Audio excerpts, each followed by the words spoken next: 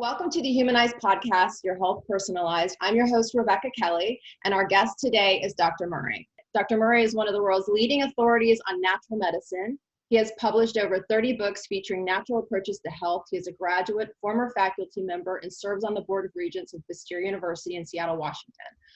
Dr. Murray has dedicated his life to educating physicians, patients, and the general public on the tremendous healing power of nature. In addition to his books, which have cumulative sales of over 5 million copies sold, Dr. Murray has written numerous articles for major publications, appeared in hundreds of radio and TV programs, and lectured to hundreds of thousands of people nationwide. For the past 35 years, Dr. Murray has been compiling a massive database of original scientific studies from the medical literature. He has personally collected over 65,000 articles from the scientific literature, which provides strong evidence on the effectiveness of diet, vitamins, minerals, herbs, and other natural measures in the maintenance of health and the treatment of disease. It is from this constantly expanding database that Dr. Murray provides the answers on health and healing. Thanks for being on the show, Dr. Murray. Oh, it's my pleasure. We know that you shared that you had actually been, you had COVID yourself, right? So you've had the experience and you've actually taken steps, right, to address that. What foods did you take or eat? What supplements, like how did you combat that? So if someone was in that situation, what would they do? Right. Well, on a daily basis, I take 27 different supplements. So I generally take quite a bit. So something that I increased during, I did have COVID. It wasn't very severe. I just felt like I had jet lag, but I'm thankful for the experience because it was a different type of fatigue. Mm-hmm. And I can empathize with people that maybe are still suffering from kind of the long hauler version of COVID where they're battling this fatigue. One of the things that I did when I I started having symptoms and I thought this might be COVID. So I went and got tested, but by the time I was feeling better almost immediately, I just just did the smart thing and rested and took more supplements than normal than my real hearty mix. But I started dosing with quercetin. Quercetin has some really interesting effects against this virus, and it's being studied right now in 8 double-blind placebo-controlled studies.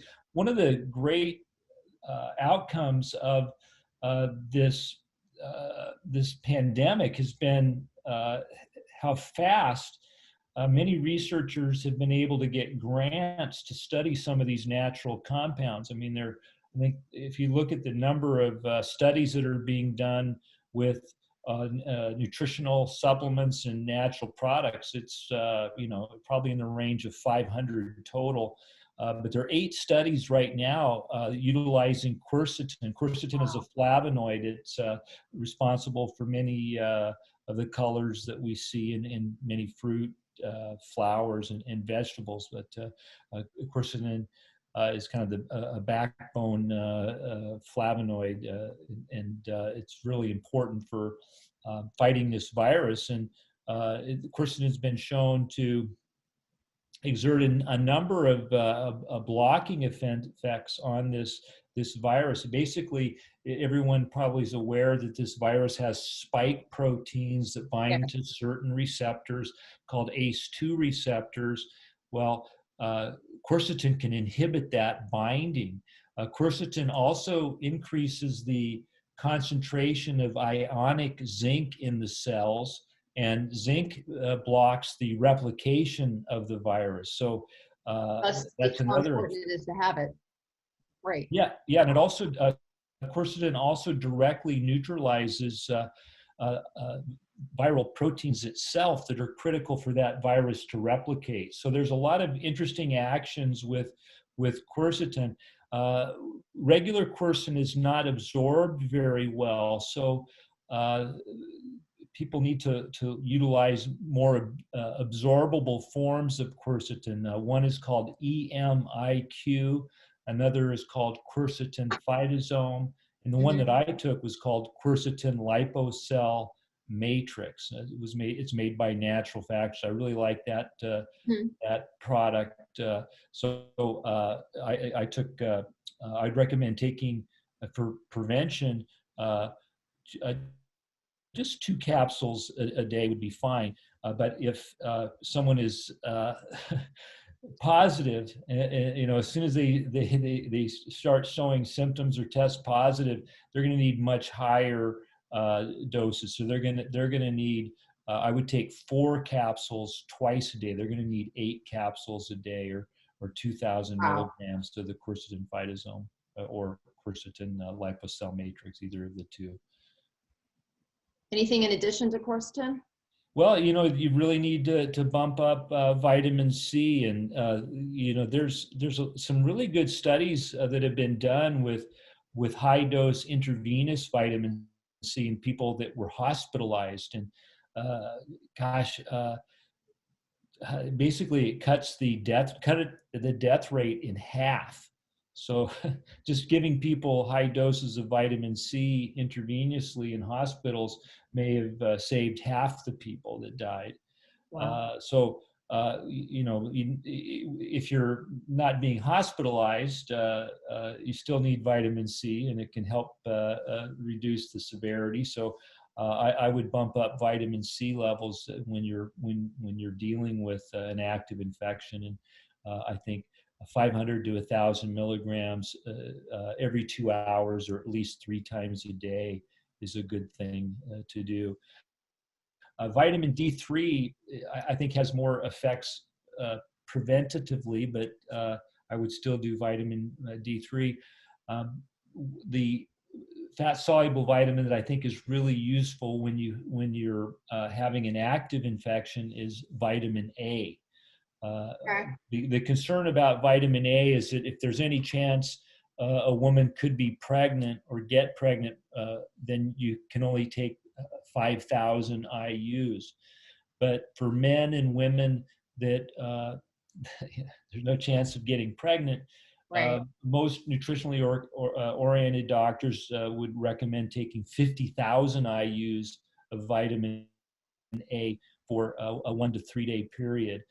This high dose of vitamin A has been shown to be very helpful in many parts of the world in dealing with viral infections.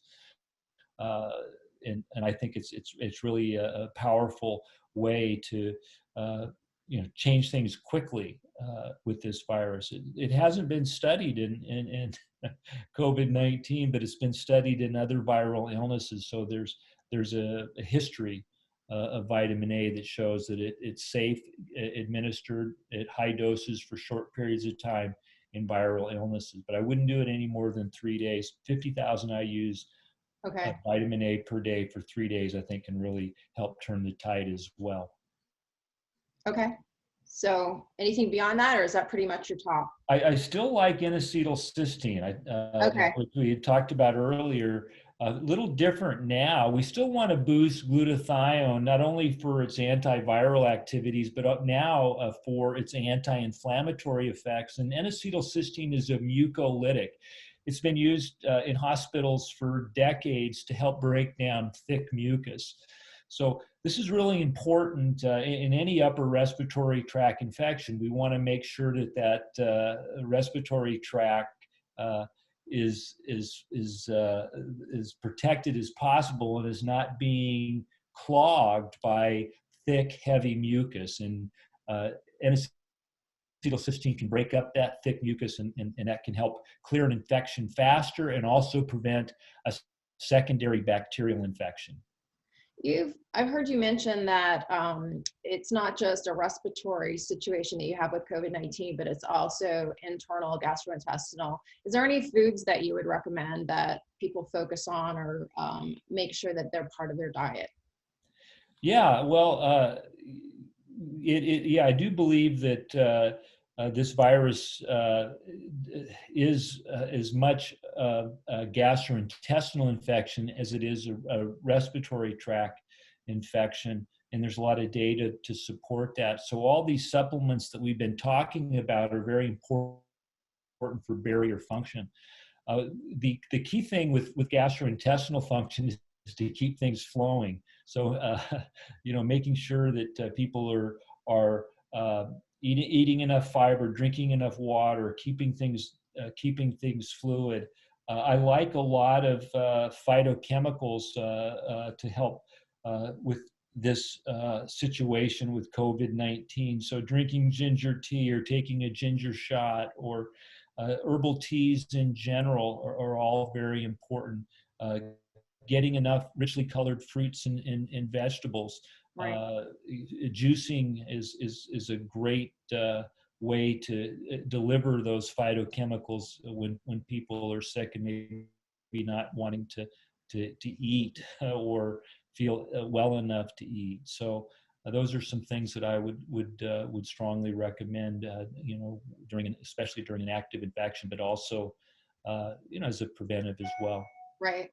So again, if we were choosing, 3 to 5 things, we were kind of wrapping this up saying this is what you need to do. What would those things be that you would focus on?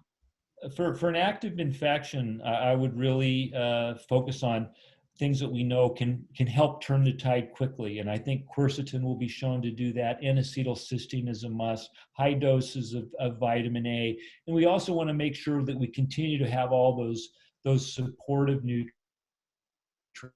for our immune system. Drinking lots of teas, herbal teas, ginger shots, fresh vegetable juices, broths. Those are all very helpful to help you recover as well. Staying well hydrated. Those are all just general recommendations, in getting enough rest and taking it easy and letting your body heal and recover.